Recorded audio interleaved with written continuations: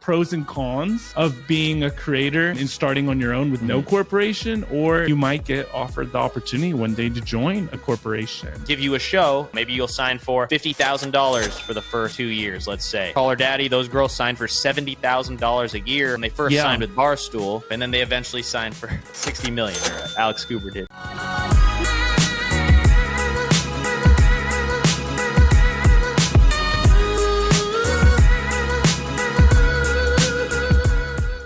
What's going on? Welcome back to Dreams Life Can Buy. My name is Tommy Jordan, and that's my buddy over there, Darren Kriz. What's going on today, Darren? What's crack-a-lackin'?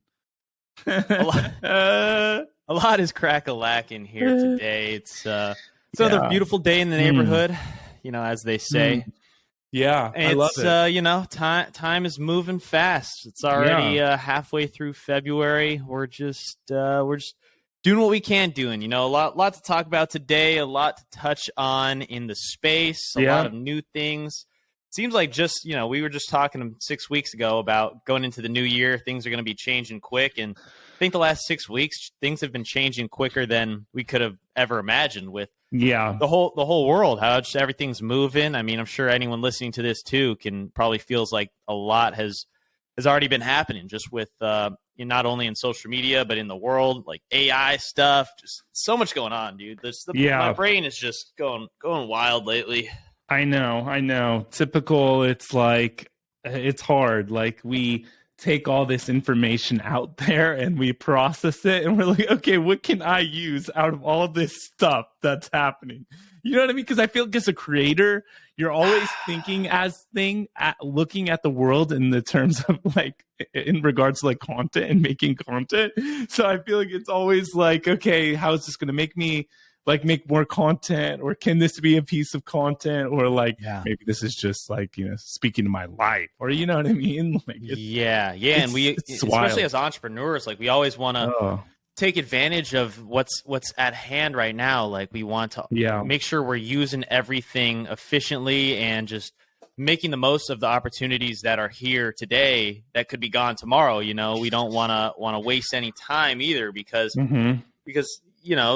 it's a lot is about timing as well in entrepreneurial space. When you listen to podcasts, you hear these billionaires talk about how they started this company back, 20 years ago before anything was happening. A lot of that also has to do with timing, and that's just with making the most of every opportunity every day, learning everything that everyone else is doing, which we talk about a lot on here. You can't just like judge other people, even though you don't really mess with their content and it's not like what you're all about, but still you got to make sure you're taking bits and pieces from every little thing and implementing it on your own, because what's working for some people could work for you as well, maybe in a little bit of a different way though. 1,000%. Yeah, I know. Recently, bro, speaking about current things, and then we're not going to talk about this too in depth, but it helps because Darren and I have been going back and forth about AI, and this isn't an AI podcast again, but it's important. I got into the Chat GPT little plus membership, bro. I became a subscriber. Well, if you don't have that during peak hours, you can't use ChatGPT. So you had to get waitlisted. And the moment I saw it, the waitlist, I hopped in, and not everyone is in the club yet, apparently. Oh, so it's getting overcrowded. It's tough to use now. Yeah, you'll go to the site a lot of times and it will be crowded. And so how much does that cost? Use it. $20 a month. Oh, okay. Wow, so they're going to be raking in the money. Oh, they're going to be raking in the more dough. than they were already. More than they were already. And this podcast sort of has to do with raking in the money and being an entrepreneur. And because I like Darren said that, because being a creator, it's synonymous with entrepreneur. When you're a creator, you don't know this month, my reels could make $100 or $1,000. You know what I mean? AdSense, brand deals, everything's always changing. Brands are paying less sometimes when the economy's down, when the economy's doing good, brands are paying more. But one thing we're going to talk to you, talk to ourselves, talk to the world about today are these big corporations, or even smaller corporations, but big businesses coming into YouTube, podcast, and whatnot, or even starting out a situation like Darren and I, and then we grow this, into a big thing. And then we start getting other creators and we pay them salary. So basically corporations like Barstool and even like Daily Wire and different ones that are just basically like hiring talent like they would on MSNBC, CNBC, Fox, whatever, just to like show up in front of a camera like this. They got a script. They have someone who's going to set up the lighting, everything. They don't have to figure out all of like this stuff that creators do. And that's it. It's just like a 9-to-5 job. You get paid a salary and you still grow your influence. And yeah, what are your thoughts about that, Darren? I feel like I said a lot of nothing there, but I hope you got it. No, you just summed up everything that we're about to touch on right now. We're going to start off with a company like Barstool Sports. Mm-hmm. I feel like first off, we're going to see a lot more of this come in the future, a lot more companies that are going to try to scale down below them and pretty much hire based on the individual, based on what they see the potential of someone becoming in the future. Like, for example, off of Barstool, just with an actual creator like Nelk, Fulson, those guys. Kyle saw Steve Will Do It, was a big Instagram guy, added him onto their team, and then eventually he blew up on his own. Wow. Which is an example from like a creator aspect. So Barstool, run by CEO Dave Portnoy, they started off as like sports, gambling, all this kind of stuff. Now they're a multi-million-dollar media company, 9-figure company, maybe even $1 billion company. Yeah, for sure. But so they have so many different things going on in Barstool. They have, I don't even know where to start. All these little different channels that you might know and love, and then you're just like, oh, that's run by Barstool. Like Friday Beers is a really popular one. Like Foreplay Golf is a golf channel they have. They have like channels for all different aspects of life, And so they have one that's called Sunday Conversation, which is pretty much run by Caleb Presley, who's just a guy who works for Barstool, and he runs a show for Barstool. And so pretty much like they start him with a platform. They have all the people that edit for him. He doesn't really have to figure out, like you were saying, he doesn't really have to figure out how to upload a video on his own. He just can sit in front of the cameras, and they start him off with all the tools he needs to do this show called Sunday Conversations. And so they also, what they can provide for him are celebrities, influencers at first, before he makes a name for himself. I'm sure they gave him the first few people. They can even give him Dave to interview him. And then that'll be the first show that he can do that will pop off, and then eventually help him start the rest of the brand going forward. So we were talking about this because 3 days ago, he interviewed Drake, which obviously is going to get a lot of views, 3 million views in 3 days for a channel that only has 120,000 subscribers. And now people really like guys like Caleb Presley because he has a great personality, and you wouldn't even realize that he's with a big corporation like Barstool.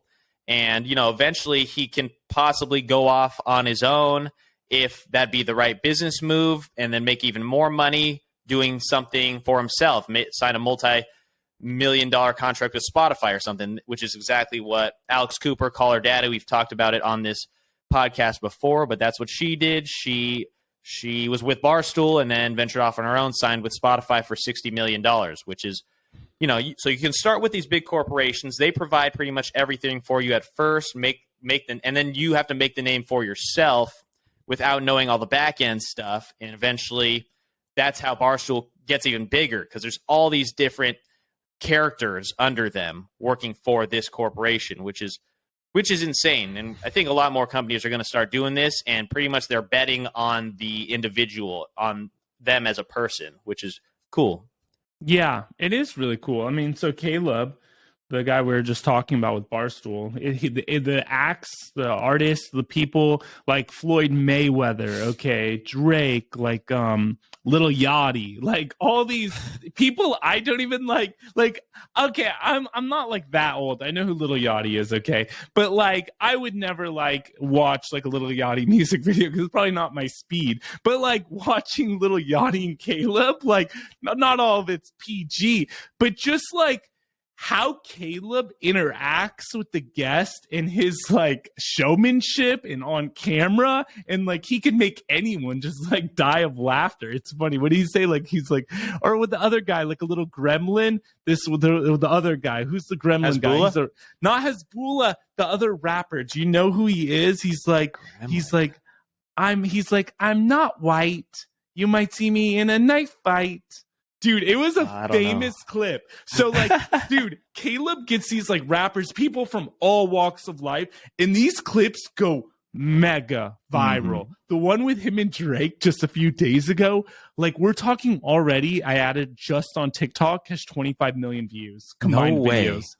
Like, oh, my gosh. It's huge. But Darren made a really good point, is he walked into a situation where they already had this poll of major celebrities, athletes, musicians, anybody, right? And they could just get them on for interviews because of like the Barstool brand, right? It's not like Darren and I, right? Like to get a Drake, we would probably have to have 20 million subscribers. And then even then, Drake probably wouldn't come on, right? Yeah. So it's pretty cool. So we want to talk about like our thoughts, like the pros and cons of being a creator and starting on your own with no corporation, or maybe when you're listening today and you might get offered the opportunity one day to join a corporation, and what are the pros and cons with that, doing it on your own versus doing it with major corporations. That's true. So Caleb Presley, I mean, backstory on him, he kind of started out as he was a quarterback for the North Carolina Tar Heels, and then, which is pretty crazy. And then eventually he became, this personality in content in social media that people love. People will follow him that don't even really that don't follow other aspects of Barstool. But so I mean, pros and, yeah, exactly. So I mean, pros and cons. Like pros. So what was he doing exactly before he signed with Barstool? Do we know? No, but I assume. Okay, I got it. In 2020, he started his own podcast called 51 Strokes. And it was his journey to become a professional golfer after his football career. Wow. So that's normally how they start. That's how I figured. These guys would already have like a small channel, and then and that's how I think Call Her Daddy started too. They only had like a handful of episodes when Dave Portnoy discovered them. So 51 Strokes, Caleb Presley was doing this. Oh, he also had another podcast called Young and Happy. So he was doing a bunch of things in social media, and then probably one day Dave or someone on Dave's team probably reached out to him. They really liked his personality. They saw, they probably liked his brand. It was on brand with Barstool, just kind of like that like frat, kind of like a frat boy, manly type brand, and just like funny character, which is what Barstool goes for. There's one guy that I think's funny in Barstool, Tommy Stokes or something, and he's just like kind of like this nerdy guy, but he's a hilarious addition to them, and he just has his own TikTok where he just does kind of funny skits. But like, yeah, it's crazy because like Barstool will also have their interviews like they film their interviews and they post them sometimes on TikTok and stuff. And you can see where these people started and how the interview process goes. It really is just them trying to get things out of you that are just to see how you react to certain situations as a person, which is crazy because they're looking for people. They're not really looking for someone that can do a specific job well. They're just looking for personality. And so Caleb, Dave probably discovered him. They saw him. They're like, all right, you want to join the team? Maybe he worked on the team as like a guy who's posting media at first, and then they give him a show eventually. Or they just say, hey, you want to join? You want to we can give you a show, and then there you go. Maybe you'll sign for $50,000 for the first 2 years, let's say. Yeah. Which is what they'd probably start, because anyone that just has like a regular podcast or a small show is going to want to sign for $50,000 to $60,000. I know Call Her Daddy, those girls signed for $70,000 a year when they first signed with Barstool, with like potential benefits of up to $500,000, which is a crazy jump. And then they eventually signed for $60 million, or Alex Cooper did. But so The pros would be that Barstool gives you, like, you have that name, the starting, like we said, the celebrity, someone to edit for you, a place to go, a studio, people to do all the back end stuff that if you're just doing it all on your own, that takes up a lot of the time, most of the time than just like us doing this. Like the 30, 45 minutes that we're doing this is the least amount of time than someone that will also cut clips for you, which is huge now, which I'm sure Barstool has people for all this. And then they'll probably have people that run their Instagram accounts for it. They'll have people that are doing just everything, the audio, the video, just everything. So those are the pros. Even though you are making $50,000, that will save you time from maybe you can help grow other aspects of your business that you'd want to.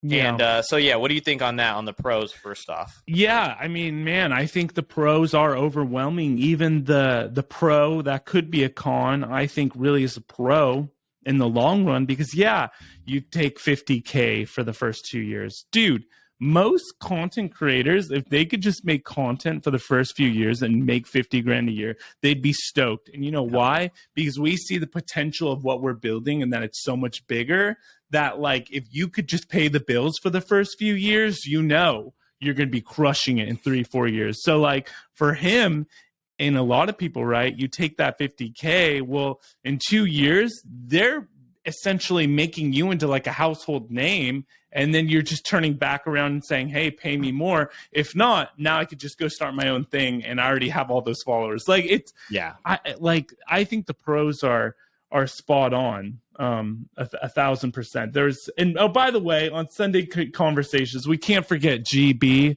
okay? Glenny Balls, okay? Who sits there and eats. There's this guy, a character on this show, and like GB, okay? And like Darren was saying, like, whether you're watching a 30-minute clip of this podcast, which I hope you're subscribed and like and left a review. If you haven't, you got to do that.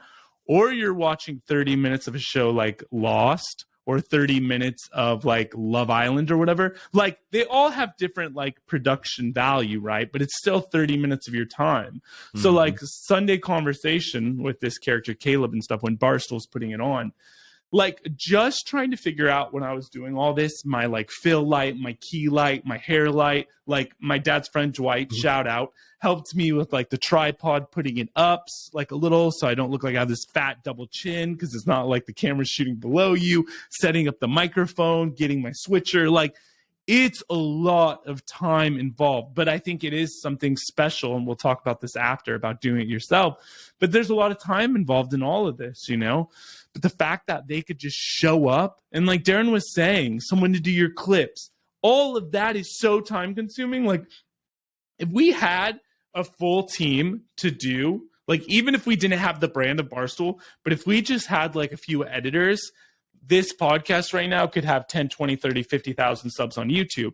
We just have our full-time businesses going and social media where we don't have the resources to really allocate into this. Not making excuses, but it's just true. Like, content creation now is really like output and just like building this system behind your content to like distribute it. It's all about like distribution. Mm-hmm. So, man, I think like, and that's what I was sort of getting at with like TV shows and stuff, because you think, oh, it's just him talking to people for 10 minutes. How much work is that? There's the full-time person probably securing those acts, lining up pay for them, traveling cost, hosting them, sound, editing, scripting, like planning out week, like that. His little 10-minute, 20-minute show, it could be a team of like 8 or 10 people, which sounds crazy, but when you're getting the amount of views he is and the amount of like exposure. So I agree with you on all the pros. I don't think I'm with you. Sorry, I switched my little screen, but I think that covered it. Even if he signs a 3-year deal making 50 grand a year, if he had a long-term vision of this, he could easily be making even though like I'm sure he's not only making that, like I'm sure he has like incentives. If this gets this many views, that this could happen. You know, I'm sure they've learned their lessons from call her daddy in that whole situation, that mess, when people realize that they can make more than they would. But like, if he has like a 3 to 5 year long-term plan, I mean, why couldn't he sign a $50 million deal with someone, you know, to buy this show, whether that's an even bigger company or something, which would be interesting because I don't know. I mean, that's also, it is also easier when you can just clock into your job and do film for an hour and then everyone else takes care of everything. You know, that's much easier for a lot of people than figuring out all the logistics, all like, oh shoot, this isn't doing well. Maybe it was a thumbnail. You know, if you have other people that are figuring out that aspect for you, then you can only focus on the content and being the best version of you for your audience that you can, you know? So yeah, I mean, I think the pros are great here. Cons would just be pretty much, I guess if you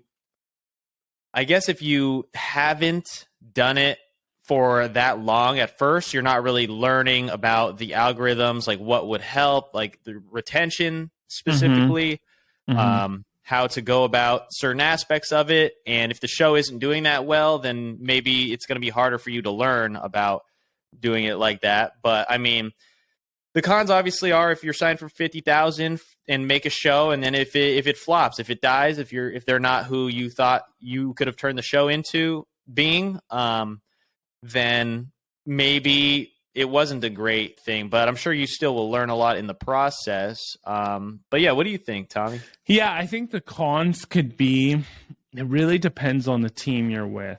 Because like Darren said, there's something like special about being so engulfed in this space and knowing like, okay, if I put out a video like and it doesn't do well, I can know right away why. And I could look at the retention graphs and I could look at my intro and the hook.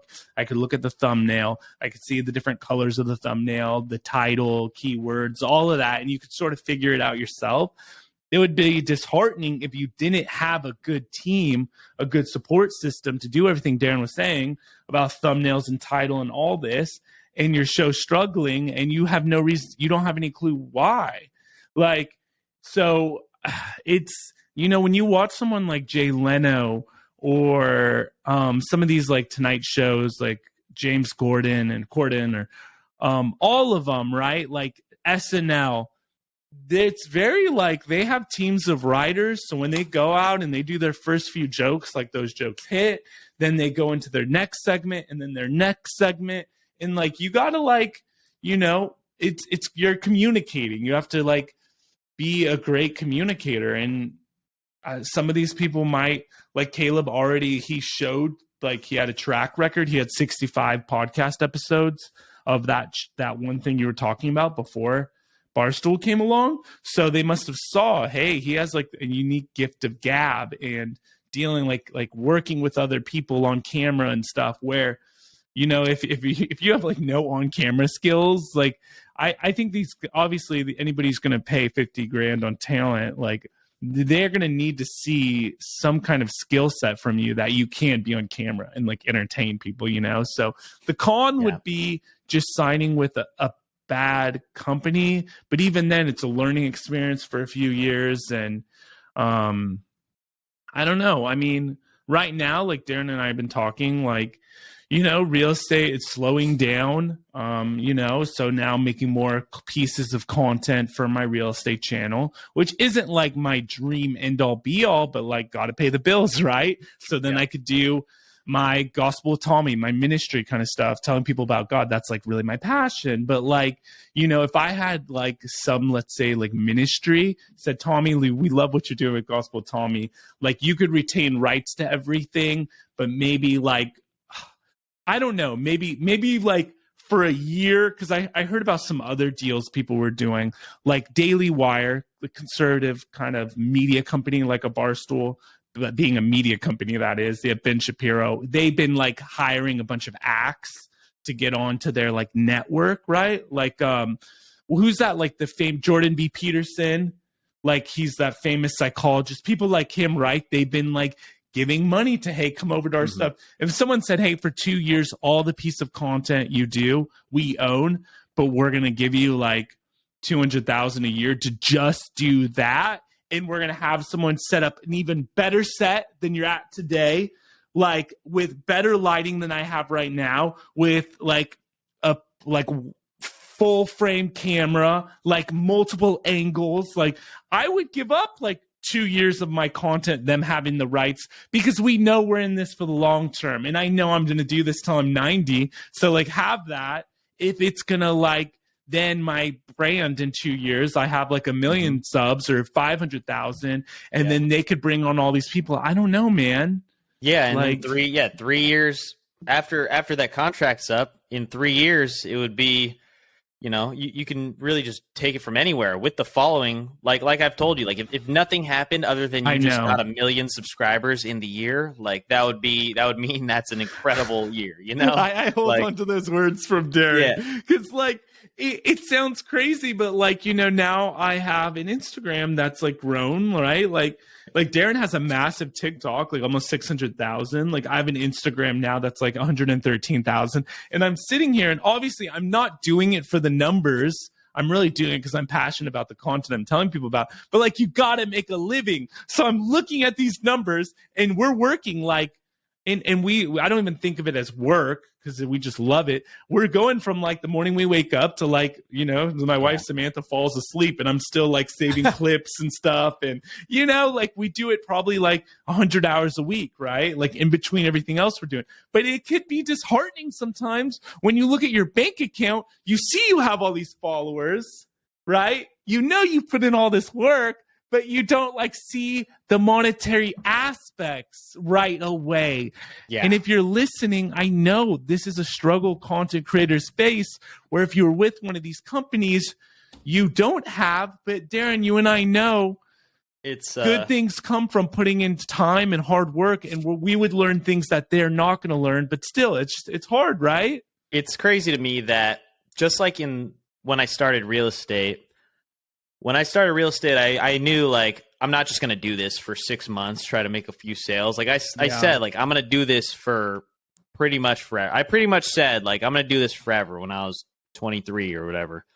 And, you know, in the 4 years or whatever, I've seen so many people come and go. You know, it's crazy. Like it's so true that they say 2-3 years, 90% of agents, or I don't know what the number is, 90% of agents are out of business, you know? And so when you know those numbers, you just can't think that you're going to try it and hopefully you're not going to be one of those 90%. You just have to say, all right, I'm in, I'm doing this, and I'm going to be in that 10% of agents that are actually doing well, you know? So it's the same thing with content, to where you gotta go all in. You can't just like say, all right, I'm going to see if I can post a video a week for a month, and if I can't, then, you know, I'll try something different. Which is funny, because every time, like when I talk to my buddies that do YouTube and content, like, and I'll see someone that's trying a new style, whether that's posting some different sort of reels on Instagram and they've never done content before, or someone that's like posting, oh, I just started a YouTube channel, gonna be posting every week. When I see stuff like that, I love that. Yeah, I see people that do stuff like that, I kind of laugh, because if you are just starting and you're telling the world that you're doing this right away, that's not going to last long for people like that. True. I'm like, oh, it's going to be hilarious that maybe they'll get 2 months, maybe they'll do 8 weeks in a row of posting some form of content every week for 2 months. But then after that, when they realize they're still getting 150, 200 views on every video, it's going to discourage them. And they're going to realize that, why am I doing all this work for no reason, generally, because they don't really understand what it could become in 5 years if they were to do that. I mean, that's what content is. It's just getting paid nothing for a lot of time, you know, at first. But then it's unlimited potential if you actually get to where your goals are set for down the road. But it's just funny when I see people that are just like, oh, I'm starting a YouTube channel, I'm posting every week, or people that I've talked to. I've talked to people 2-3 years ago that posted a video and they are still like trying. They'll still say, yeah, I'm starting a YouTube channel. But I was like, didn't you say that 3 years ago? Like, where are your videos? You know, it's just like, you either have it or you don't, really, in the space. Like, and in any kind of business, people, there are people that will say they're going to start a business and they go all in for 2 weeks and maybe burn out. And then there's other people that say they're going to do it and they just never do it. You know, it's just, you got to have something a little different. You got to learn. I don't know. It's just a different world. Yeah, there's something about, though, like, for sure, if you take it seriously like a business and you're doing like multiple posts a day, or you're grinding like every week, you do see results like pretty quickly. And that's different from a lot of other businesses where you might maybe. Here's the funny thing, okay? Like, I just thought of this, like, say if you're like a real estate agent or you're like wholesaling properties, right, where you're basically calling the owners and then you're saying, hey, I'm going to make you an offer on your property. And then you're just assigning to the contract to someone else, and you sell that contract at like a split, and then you might make 20, 30 grand off that house. You might have heard of wholesaling. Most people are doing fix and flips in real estate investing. They work with wholesalers because wholesalers have stuff that's off the market. And a lot of homes that are like distressed properties, REOs, bank properties, getting nerdy here into real estate today. But someone like that wholesaling, if they grinded like the amount we're doing on content, they literally can make 100 grand their first month and make like 6, 7, 800,000 that year. Like, if they're just nonstop on phones, like, you can, like, but it's like, it's hard and it sucks. And here's the thing, like, unless you're just really like smart with your money and stuff, and then you start like investing in flips and stuff, like every day you're sort of starting out new, right? And it's not that easy. Like, you don't just make like, it would take someone like really special to make that much their first year. But I mean, it's possible. I mean, most people would maybe make 100 grand, 200. But all I'm trying to say is you're still like starting over. With content, and I don't know if this is even a good analogy, but with content, you're going years where maybe you're not making anything, but you're building something like giant. Because like followers are still sort of going up, you know, always. You're never really going to lose that many followers or subscribers. So it always does feel like you're growing something. And that's why a lot of people like making content, because you wake up every morning thinking that you're, you know, in any other business, you're looking at the monetary money numbers going up, which is what you kind of will base how well your business is doing. But in content, it's like the followers. It's kind of like the vanity metrics, as what people say. But still, that's what will help you make more money down the road in the future, even though it's just like it's kind of like an endless cycle too, and a game. Every time you post one video, you got to focus on the next one. You got to post another. It's never really stopping. But, you know, if you do it right and you do it, there's a wrong way to do it, a morally wrong way to do it, and a more so correct way to do it. And if you just know that your long-term vision is good, then I mean, it's going to be great. But yeah, it feels good just waking up and seeing the analytics and doing well. Totally. You know, it's just like it's definitely different than any business. And I do try to tell Tommy, like, even when you go through ups and downs in any business, but it is still a business. It's not just like you see people getting millions and millions of views and stuff, but still, that's just a small majority. There's an even bigger majority of people we don't see that are doing 0 views, and they've been trying and struggling. But you know, I can't if you look at it in a 3-year, like in most businesses, you look at. You just hope to increase like 10, 20% every year in your business. Yeah. And if you go but in content, pretty much people try to typically double their income, double their followers every year. You know, you go from 100,000 to 200,000, 200,000 to 400,000, whether that's in money or in followers. It's the same thing. You try to double it every year in content or like that. But in other startups and stuff, they just try to get like a nice 30, 40% ROI, which if you look, they won't double their income for 3 or 4 years. And it's a different game. You still got to think of it as running your own business and look a little, you know, just know that things are still going up, even though they might not feel like they are. Yeah. And that's, I guess, like working back to what we were talking about, working for one of these bigger companies, corporations. We like, some of the cons could be stuff that we haven't seen or we don't see, like, hey, be in the office at 9, Be here. Sorry, Drake has to come at 2 a.m. Be there. Or which, I mean, I think anybody would show up for Drake at 2 a.m. But you know what I mean, Darren? There's lots of stuff. Then you're like an employee, and it might be very different than what we think. So that could be a big con, because maybe you feel like you have shackles on your arms and you're waiting for those 2 years to be up to then be out on your own as a real content creator. So yeah, that is the con, I think, because I even heard, it's even like sometimes if you are with like Barstool, maybe, or even if it's not Barstool, if it's like another company, big corporation, you don't really have full freedom to do or say what you want. Like, for example, a guy like Stephen A. Smith, who's been making his rounds on a ton of podcasts. He was just on Caleb. He was just on Full Send. He was on a bunch of podcasts. He works for ESPN or whatever. He works for First Take, whatever whatever shows he has regarding sports. He's a mainstream ESPN guy, right? I even know who he is. Exactly. So there you go. And what he was saying, and what he just did like 3 weeks ago, was start his own YouTube podcast. Just started. And so on the Full Send podcast, they asked him like, why did you start your podcast? Don't you have like a TV podcast every day, pretty much, and you're talking about every day and stuff? And he said, well, it's because he is still controlled by his company. He has someone that signs paychecks in ESPN, but he talks about more controversial stuff on his YouTube podcast, and he can just pretty much say truly anything he wants.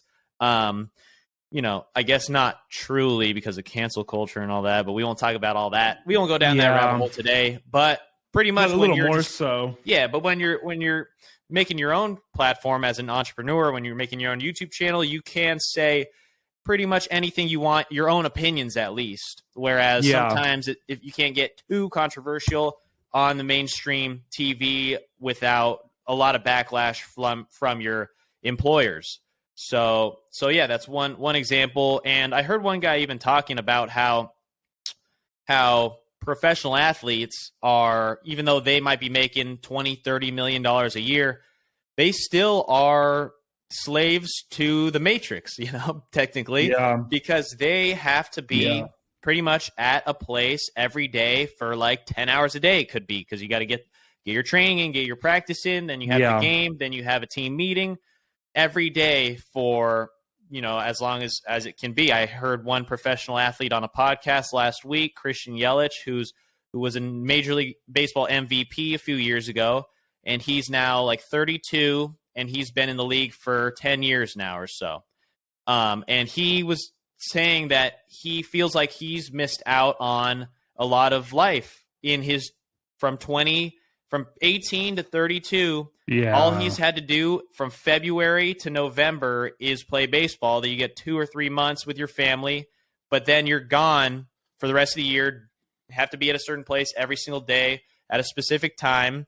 And that can be, that's you're not an entrepreneur. You're not typically free. They do get to retire at like, 35, 40, whatever, with tons of millions of dollars in the bank, and then figure out the next venture. But still, even though you're not an entrepreneur when you're working for these big organizations, even in pro sports, when you think you want to live that life, even they go through struggles with what they want to be doing every day and feel like they've never had a summer and things like that too. So that was just also an interesting perspective. When you look at these guys, you think they live the dream. In reality, deep down, maybe they're like, maybe I would just rather be, doing my own thing and making my own schedule and stuff. So us as content creators, the fact that we can even make a living doing something like this and pay the bills, we should be genuinely grateful and lucky that we figured out this opportunity and we're able to do this every single day, because a lot of people making millions don't feel the same way. Which is insane that, when you think about it, and I've heard like other entrepreneurs talk about this and just people in general, people think, to be like, super wealthy nowadays, you have to be an entrepreneur. But some of the wealthiest people are like the first employees of Facebook and Google and like, you know what I mean? They got all that stock before like the company did an IPO, and politicians and but like, Inside. Inside, Nancy Pelosi stuff. Shout out Nancy. I was gonna say that name, but it's all good. It's all good. Yeah, hey, You don't want to get canceled, dude. There's really amazing Gen Z TikTok accounts that look up Republican and Democrat senators, governors, and all their trades they're making, and it's insane. I've seen how many shenanigans are going on with all these politicians. I don't care what side you are on. If only we could just follow their trades and just stay doing what they're doing. Dude, legit. So I don't even know what I was saying because that was so freaking funny. I love that you went there. But I was just thinking about these football players. Like, think of, like, I don't know. I just think like Chad Ochocinco. I don't know why that name came in my head. Love that guy. Dude, he's cool. He's a cool guy. So, like, a lot of his life was spent, like, from childhood playing football in the rain, in the snow, in the sun. Like, it didn't matter. Like, these guys are playing probably, Darren, you were an athlete. You were an athlete. Like, the kids that, like, go to the NBA, NFL, MLB, they were the ones that didn't have, like, their childhood, their high school years weren't just hanging out with friends. Like, you were grinding. And then, so not even, so think about, like, and that's why obviously, like, the really great ones are probably the ones that just, like, love the game. So it's like they're not giving up anything. But if you're doing it just, like, for money and fame, that's like from a little kid to, like, 35, gone, sitting on buses, going on planes, sitting on buses, going on planes, traveling state to state, all the games. Like, it's not as glamorous as it looks. Now, if you love sports, like, and you love playing it, it's super glamorous. You're getting paid to play the game. But if you're just thinking, oh, like, this is a good way, it's like people who go to med school because they want to make a lot of money as a doctor. And then they realize, oh, shoot, I'm working like 12, 15 hours a day, like, at this hospital. And it's a Sunday and I'm getting called to, like, go deliver a baby. And it's like 3 a.m. Like, Yeah, I mean, no matter how glamorous or how much you think you are passionate about what you're going to be doing, no matter what you're doing, if you're doing it every single day for 10, 15 years, it's going to get a little bit tedious, nothing, everything will, unless you genuinely find the simple joys of what you're doing every day. Like, whether, I don't know what that could be, but it does become a routine, whether you're a doctor, whether you're a professional athlete. It's just what you do every single day for as long as, life takes it. Cause even if you have a bunch of money making, like, what, like, you can make $250,000 as a doctor, but then you have zero free time to ever go on a vacation. You can't just go to Mexico for a week if you are working for the man. If you're an MLB player and you get frustrated with having a bad week, you can't just escape for a week. Whereas in entrepreneurship, if you're making a good amount of money, maybe you can, even though you might lose a little bit of momentum, you can at least still do that and then still come back to what you were doing. Even if you are in real estate, you can still technically go away for a week and then have your assistant do all the other stuff. Whereas if you're a doctor, you really can't do that without getting fired completely. So, and that's the cool thing about being a content creator is we're creating a lifestyle that, like, with freedom, and we're creating a lifestyle where we're creating content around subjects we love, and the subjects might change, but that's okay. But it's like you're talking about what you love day in, day out, like making videos about. That's, like, the coolest thing in the world. You literally, like, and you're free to make that content however you want to make it, how creatively, podcasts, shorts, long form.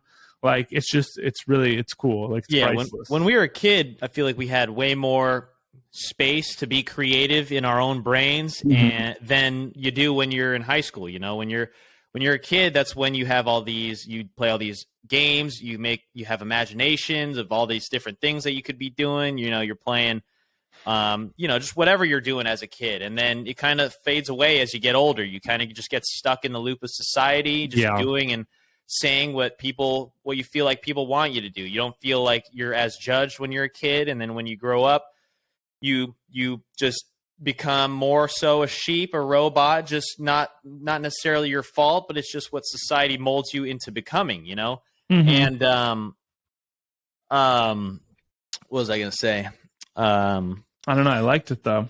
I was Yeah. on board with all that. You just like lose your like that spark, and I feel Yeah. right. Yeah. And so what I was going to say was, making money as an entrepreneur or whatnot isn't about making money for buying a cool car, buying a watch. It's truly just for the freedom. And that's why I think a lot of people want to be content creators, is because they see that you have the freedom to be creative, do what you want to do, make your own schedule, and then use the money to help your family out, and then do what you want to do, help them do what they want to do. Because I mean, why everyone is just working to make more money to do things that they want to do, and achieve what they want to achieve in the world, make a difference in life. And it's just, like, there's no point with just buying the fancier things. Like, what's that going to do for anyone else besides you? It'll be cool for a week, having that nice watch, that nice car, or whatever. But then it's like, all right, well, this did nothing to help me move forward in society as a human being, as a person. And Totally. it's just, the freedom. That's why, like, a lot of kids, I think, is like the number one job that kids want these days is to become a YouTuber. Isn't that, you've heard that, I think? Yeah, of course. Yeah. So, I mean, maybe some of it is just about getting famous or whatnot, but it's not a bad thing to want to become a YouTuber. I hate when people comment and say, oh, why would they want to do that? That's just, they just want to be famous these days. Why don't they want to become a doctor and help others? Well, I mean, maybe some people want to become a doctor because they love medicine and learning about chemistry and all that stuff. But, with YouTube, you still got to provide for your family and do what you like doing in your own personal life. If you're going to wake up every day and have a good time figuring out what the next way to make a piece of content is, then I think by all means go for it. If that's what makes you happy, then why is it a bad thing? You're not hurting anyone in the process. Shouldn't be a bad thing. Yeah, and the thing is, like, this is a capitalist country. Like, people have free will. They could watch you, or they don't have to watch you. So people who say stuff like that, it's like, obviously there's some kind of value exchange happening, because people are watching that content, and while they're watching it, ads are playing, and AdSense is being paid out to that creator, and brands are sponsoring this creator because of their audience watching it. Like, obviously, no matter what, if you're a comedian or you're teaching people like guitar lessons on YouTube, value's being exchanged, and that's how people are able to do this for a living. If you're just picking your nose on a live stream on YouTube, I mean, unless you do it for like 3 months straight or something, that's an interesting idea. Wow. Like, that's some Mr. Beast type that's stuff. That's a Mr. Beast. Past Mr. 10 years ago, Mr. Beast would have done that. You're not getting, no one's going to watch you, Yep. So. Dang, we talked about Mr. Beast. I tried to go the whole time without mentioning. That was a very Mr. Beast-esque thing, so I don't blame you for that. You got to do what you got to do. Mr. Beast's corporation that started him was him saying Logan Paul's 100,000 times, counting to 1 million or whatever. Yeah, that's how he got his start, and then used that start to do what he's doing now. But, I mean, these corporations are controlling, but long term, if they can help in a 2-3 year long plan, and then you can venture off into other things, it seems like we had a lot more pros than cons to say about that. Totally. And I think the pro is the last pro, I would say, or con, is make sure the company you're joining is an actual media company. Right. And not just like a Walmart or a Target or something. Because I think one of the reasons it works so well, Barstool, right? People watch it for sports. People watch this for that, right?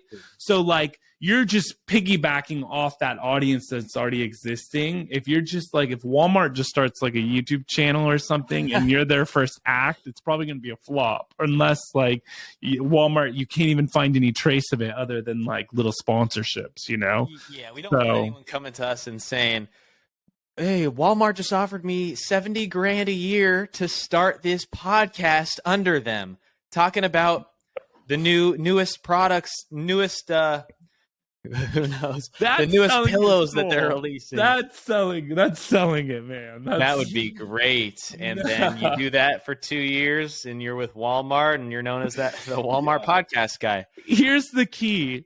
I don't think it could be a con if they're allowing you to build your own brand and your name is in that YouTube title or Instagram handle or whatever. I think that's like the gist of it.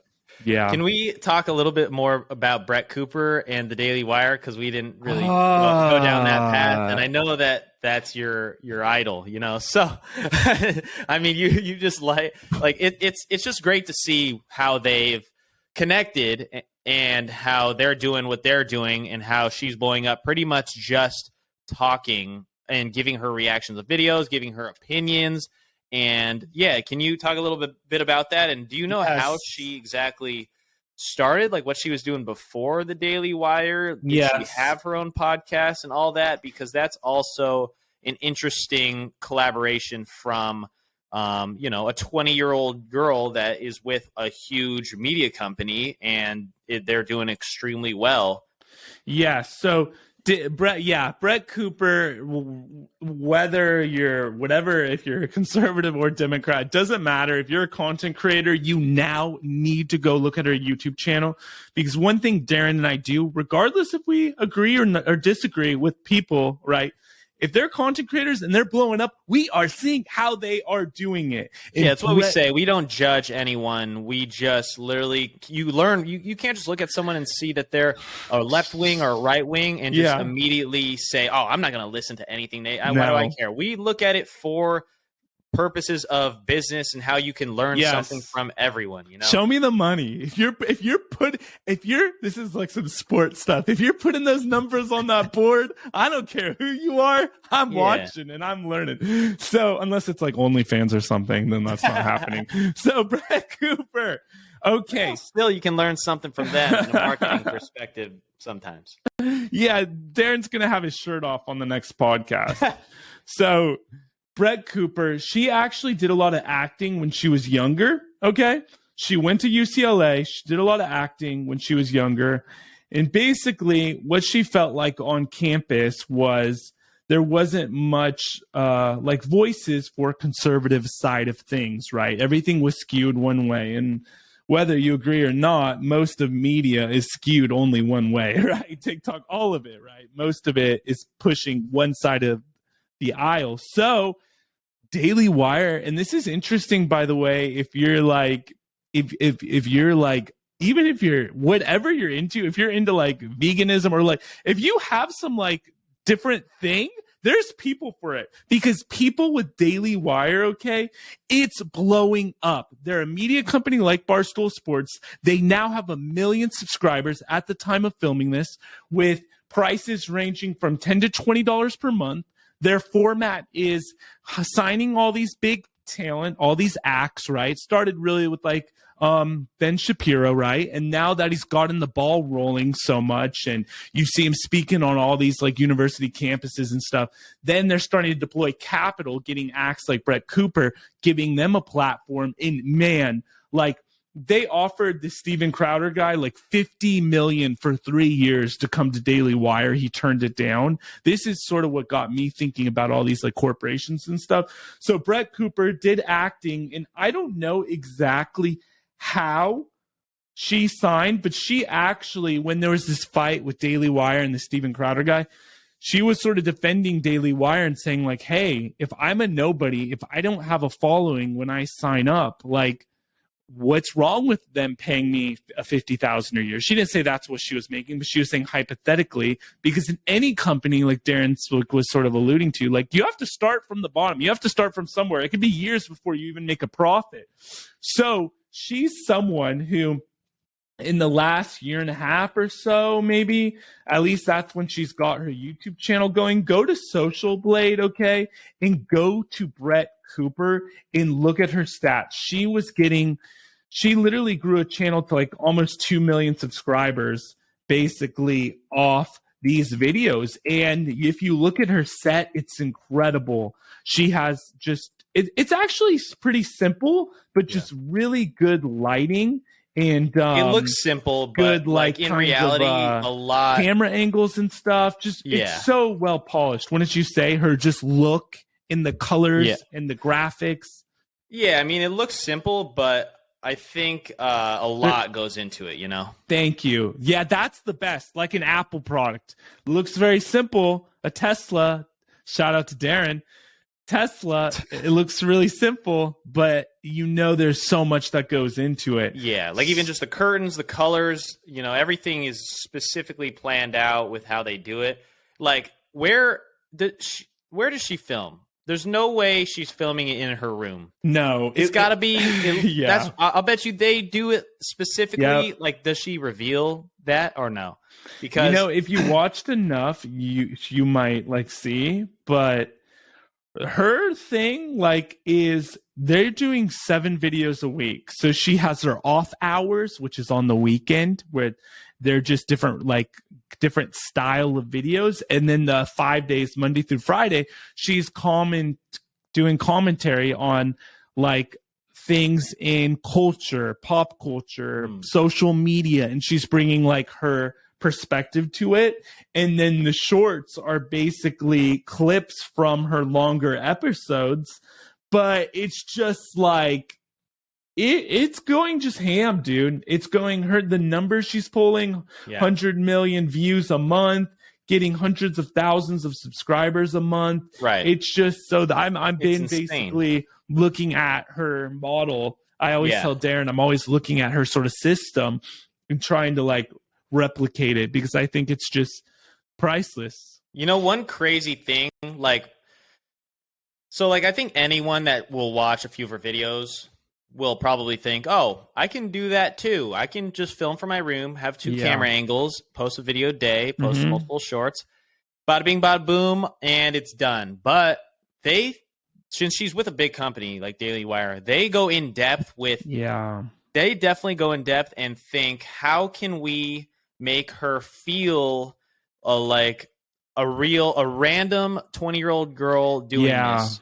So that's why they must have her in incredible studio in their warehouse or wherever in their office, and they make it look like it's the backdrop of a high school girl's room.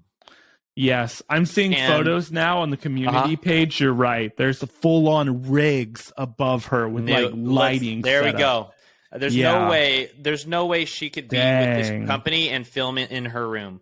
I knew they provide the studio and make it look like it's just her room at home in her parents' house. Oh, that's genius. Am I right? Yeah, that's what they've done. That's crazy. And so with things like that, they know that she's an attractive 20-year-old girl and she's a conservative, which you don't see. No, a lot of girls her age are left, at least just because that's what media's telling them to be. Yeah, but with her, she's unique, and so they want her to look like she's just this average girl, and I'm sure that's why she's getting tons of viewership as well, and people will, and she's super articulate, she's very smart, so people will respect her opinion more. But if she was in this like well-produced studio with just like a white background, like something that Patrick Bet-David's in, or they might be like, and it would be her, people would probably think that she's not voicing her own opinions. Whereas in these, it probably makes it seem like she's coming up with all these on her own without someone telling her what to say, which is, I'm sure it seems like she's making her own. And then that's probably how they found her originally. She's probably just doing this, and then they signed her. But that's just, you got to think about the little things and how they really go in depth. They probably have meetings about each of these shows, how Barstool would do it, how Daily Wire would do it. How can we make this as popular as possible and reach the full potential with her specific show? Yeah. And she's spoken about it that she's up at 6 a.m. or earlier every day, and her job is just to script the show. She says they're all her words, it's her scripts, and Daily Wire actually wanted to take her off because she was growing so quickly, wanted her to be only Daily Wire exclusive content. So a few things if you're a creator, okay? This is a model a lot of people are doing with Patreon. What she's doing, 2 things. I'll put a pin on the other one. One, she puts community posts on YouTube and little plugs during the week saying, hey, if you want to hang out with me on the live stream, raw, unfiltered kind of stuff, like saying whatever she wants politically without like YouTube really taking it down, right? Because there still is a fine line. Head over to Daily Wire. And obviously, you have to, at that level, pay $20 a month. So Daily Wire has all these creators making great content and then saying, hey, if you want to just hang out with me on a live stream, head over to Daily Wire. They get to Daily Wire. They love this creator. Boom, they're paying $20 a month. Genius model. So she actually said, no, I don't want to. Like, YouTube is where I want to be in culture, she said. I want to reach these people who would never be on a conservative site, because maybe there's people thinking, oh, what's going on with society, this and that. Like, maybe I agree with some of it, but maybe other stuff just doesn't make sense. So they watch her and then they're like, wow, this is sort of great. And then maybe they get a subscription. But it's not like, they don't want to just like, okay, turn on Fox News and it's like, oh, what is this? Like, this doesn't feel like me. But they watch someone like her. So she actually fought them on that and said, no, I want to stay on YouTube and all these platforms. And then the goal for she has to appease the company. She does little shout outs where they go over there. But that's a great point. It's a genius like business model. Because nobody on the left or in the middle are going to put on Fox News and try to open their mind up to things that they have to say, you know? No. But on YouTube, you know, it's just everyone in the world will just be clicking random thumbnails and random titles that they see. Oh, maybe that's interesting. And then they won't even know who she is. And then they'll have these points. And then maybe if they like something that she has to say, that they can agree with her and kind of, you know, and understand. But there would be no way for anyone to even watch her videos that weren't on the conservative side, that are just going to go to Daily Wire website and listen to her there. Exactly. And that's why I totally agree. And that's like, even for me, right? Like, I'm talking about biblical content and some of it could be offensive. But for me, I want to like actually not appease the platforms, but like respect their guidelines. So then I could still be out here in the world trying to reach the real people I want to reach, and not just like, you know, like not be on it at all, because you want to be where Gary Vee says, where the attention is. So maybe the kind of content you're making might, I don't know, maybe some of it is offensive, but think of it as the goal is just being on these platforms, because that's where you're going to get the widest reach, and then have a Patreon, then have something where people could go off of it to see some of your other content. That's just a side note. But she's someone, like, regardless of what you think about her, look at, and I sent Darren a photo, I don't know if he saw it, of her studio, but I texted you it just through my little MacBook right here. But it's really, there's a lot to be learned.